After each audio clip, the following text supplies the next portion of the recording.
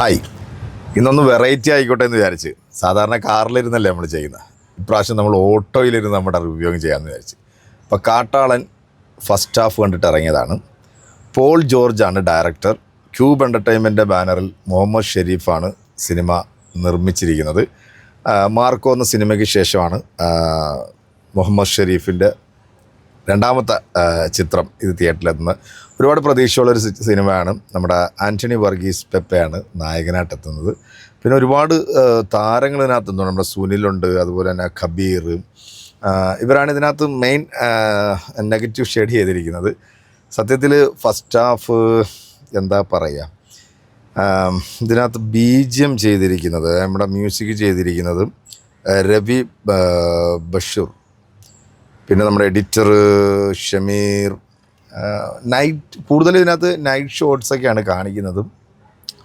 ഒരു ഇടിപ്പടം ആഗ്രഹിക്കുന്നവർക്ക് ആൻ്റണി വർഗീസ് പെപ്പയുടെ ഈ ഒരു സിനിമ, അതായത് ഞാൻ ഈ ഫസ്റ്റ് ഹാഫ് റിവ്യൂ ആണ് കേട്ടോ പറയുന്നത്, എത്രത്തോളം സാറ്റിസ്ഫൈഡ് ആകുമെന്ന് എനിക്ക് തോന്നുന്നില്ല. കാരണം BGM അനങ്ങിയാലും നിന്നാലും ഒരുമാതിരി എന്നാ ബീജമാണ്. നമുക്ക് ഒരു അരോചകമായിട്ട് പല സീനിലും എനിക്ക് അതിനകത്ത് ഫീൽ ചെയ്തിട്ടുണ്ട്.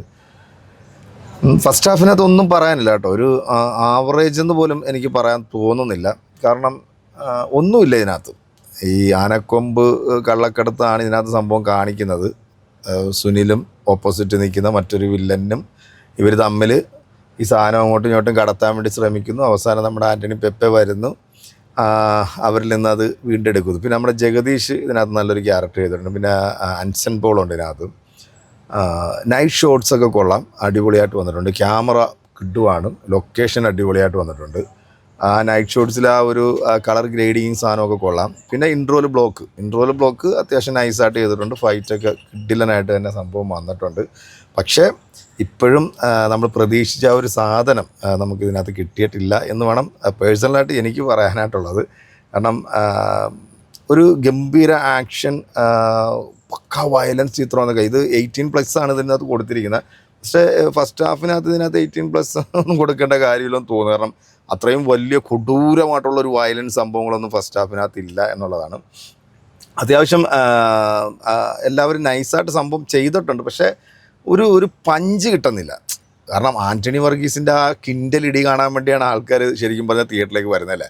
അപ്പോൾ ഫസ്റ്റ് ഹാഫിൽ അങ്ങനെ ഒരു കിൻഡലിടി പ്രതീക്ഷിച്ച് വരുന്നവർക്ക് നിരാശയായിരിക്കും. കാരണം ഫസ്റ്റ് ഹാഫിനകത്ത് ഒരു നോർമൽ രീതിയിലാണ് പോകുന്നത്. ഇതുവരെ ഒന്നും വന്നിട്ടില്ല. ഇനിയിപ്പോൾ സെക്കൻഡ് ഹാഫിലേക്ക് വരുമ്പോഴത്തേക്ക് എന്താണ് എന്നുള്ളത് നമുക്ക് കണ്ടിട്ട് ഇതിൻ്റെ ഫുൾ റിവ്യൂ ആയിട്ട് ഞാൻ വരാം. അപ്പോൾ പെട്ടെന്ന് ഞാൻ ഇതിൻ്റെ ഫസ്റ്റ് ഹാഫ് റിവ്യൂ ഇടണമെന്ന് തോന്നി. അപ്പം സെക്കൻഡ് ഹാഫിൽ ഇതിനകത്ത് ക്യാമിയോ റോള് ആരൊക്കെയോ വരുന്നുണ്ടെന്നൊക്കെ പറയുന്നുണ്ട്. അതാരാണ് ആ ക്യാമിയോ റോളെന്നും ഇനി ആൻ്റണി വർഗീസിൻ്റെ കിൻഡലിടി പ്രതീക്ഷിക്കാവോ ഇല്ലെന്നൊക്കെ നമുക്ക് കാത്തിരുന്ന് കാണാം. കാരണം വില്ലന്മാരെ കാണിക്കുമ്പോഴത്തേക്ക് ഗംഭീര BGM ആണ്. അതുപോലെ തന്നെ സുനിലിനെ കാണിക്കുമ്പോഴത്തേക്ക് ഗംഭീര BGM, പിന്നെ സ്ലോ മോഷനുള്ള കുറച്ച് നടപ്പും കാര്യങ്ങളും.